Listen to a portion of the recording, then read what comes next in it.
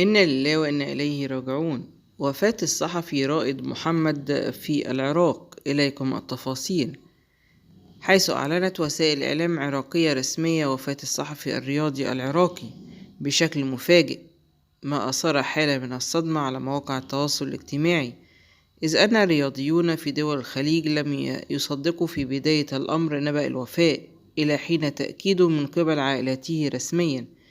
ونعى عدد كبير من الرياضيين في العراق وفاة الصحفي رائد محمد، والذي يعد من أبرز الصحفيين الرياضيين، خاصة وأنه قبل عدة أيام كان يتحدث عن آخر استعدادات العراق لاستضافة بطولة كأس الخليج 25 في مدينة البصرة، وحديثه بشكل مستمر عبر صفحاته على مواقع التواصل الاجتماعي عن أهمية هذه البطولة.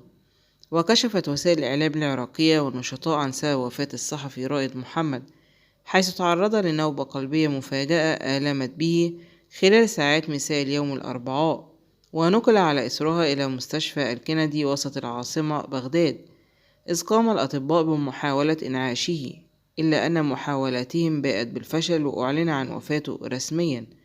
وبحسب بعض المقربين من الصحفي العراقي فإنه منذ عدة أيام كان يشتكي من آلام في الصدر، إلى أنها لم تشكل له أي قلق أو هاجس، خاصة في ظل الأجواء الباردة التي تمر بها الأراضي العراقية في الوقت الحالي.